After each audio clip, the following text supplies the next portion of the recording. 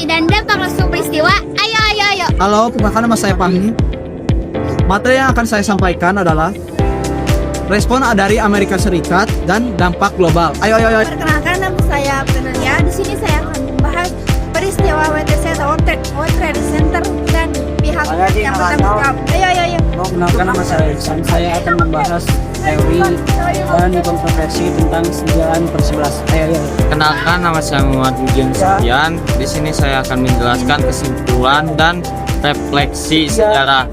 Ayo. Yang pertama yaitu latar belakang WTC. Serangan ini terjadi pada 11 September 2001 saat pagi hari ketika orang-orang sudah bekerja seperti biasa. Target utama serangan adalah World Trade Center yang merupakan pusat ekonomi dan perdagangan dunia. Gedung ini bukan gedung jasa, tapi sebuah kekuatan ekonomi Amerika Serikat. Selain itu, target lainnya adalah Pentagon yang merupakan markas besar pertahanan militer Amerika Serikat. Nah, alasan kenapa Amerika dijadikan target itu karena berkaitan dengan konflik panjang antara Amerika dan kelompok ekstremis di Timur Tengah. Mereka menentang kebijakan luar negeri Amerika, terutama campur tangan Amerika di Timur Tengah, kehadiran pasukan Amerika di negara-negara Arab, dukungan di Amerika dan terhadap Israel.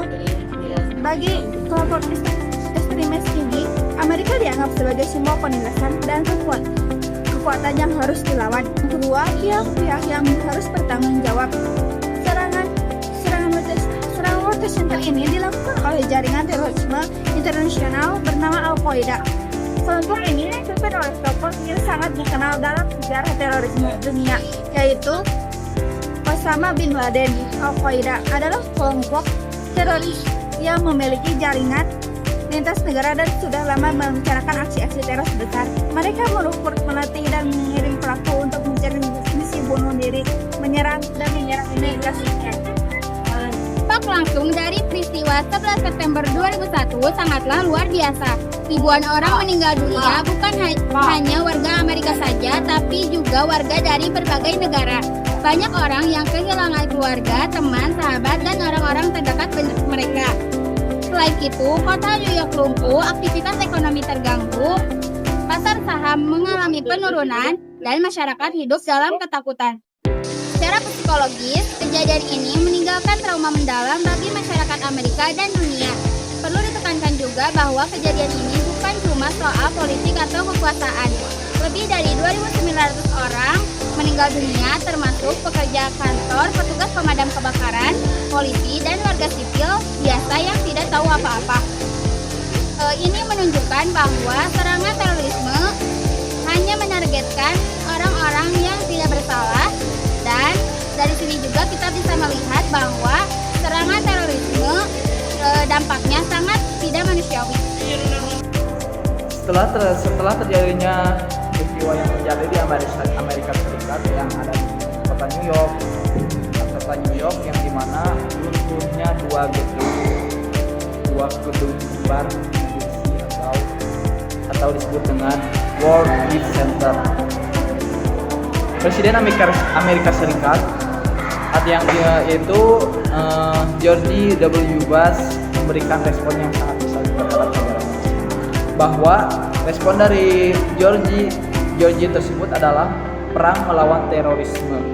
Amerika kemudian meluncurkan kebijakan yang disebut dengan kebijakan War on Terror, yang dimana War on Terror itu melawan terorisme.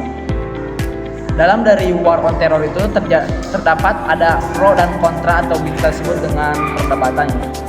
Perang melawan teror atau War on Terror juga menuai pro dan kontra. Di satu sisi, Amerika juga mengklaim berhasil melemahkan jaringan teroris. Disebabkan di mana terorisme itu yang dibunuh oleh pasukan-pasukan dari Amerika Serikat sampai menjadi pelemahan. Namun di sisi lain, banyak pihak menilai bahwa kebijakan ini menyebabkan korban sipil di negara konflik, pelanggaran hak asasi manusia, tidak stabilan politik jangka panjang. Ada juga tambahan dari saya, Amerika Serikat juga menyatakan perang ke Afghanistan dengan alasan bahwa menyerang Afghanistan untuk menjatuhkan Taliban, karena memburu Osama bin Laden dan jaringan Al-Qaeda. Ada juga langkah-langkah yang dilakukan oleh Amerika Serikat, antara lain menyerang Afghanistan untuk menjatuhkan Taliban, memburu Osama bin Laden dan jaringan Al-Qaeda, memperketat keamanan negara dan memperbatasan meningkatkan pengawasan intelijen. Alasan menyerang Afghanistan untuk menjatuhkan Taliban sebagai respon langsung atas serangan teroris 19 September 2001. Tujuan utamanya adalah menghancurkan kelompok Al-Qaeda, menangkap Osama bin Laden, dan memulihkan rejim Taliban yang menyembunyikan mereka. Dan pada saat itu, Al-Qaeda yang sangkut pautnya peristiwa 9/11 tersebut menolak untuk ditangkap oleh Amerika Serikat dengan alasan bahwa dirinya tidak ada sangkut paut terhadap peristiwa tersebut. Sekarang saya akan membahas kontroversi tentang peristiwa 9/11. 9/11 adalah peristiwa tahun 2001 saat dua pesawat menabrak gedung World Trade Center di Amerika Serikat dan satu pesawat lainnya jatuh. Versi resmi menyebutkan bahwa dengan ini dilakukan oleh kelompok teroris Al-Qaeda. Namun muncul beberapa teori konspirasi. Pertama, ada yang percaya itu bukan hanya karena tabrakan pesawat, tapi juga karena adanya ledakan dari hal. Ada juga teori yang mengatakan pemerintah Amerika sudah mengetahui rencana serangan. Sebenarnya, pemerintah Amerika Serikat sudah bereksplorasi, tapi mereka ancaman sehingga tidak mencegah serangan besar terjadi. Ada juga yang berpendapat bahwa peristiwa ini dimanfaatkan untuk kepentingan politik seperti mengenai perang Filipina. Walaupun banyak teori berkembang, hingga saat ini versi resmi tetap menyatakan bahwa 9/11 adalah serangan teroris dari kelompok Al-Qaeda.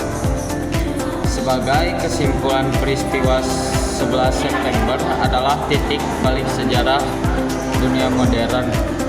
Peristiwa ini menunjukkan bahwa terorisme adalah ancaman global.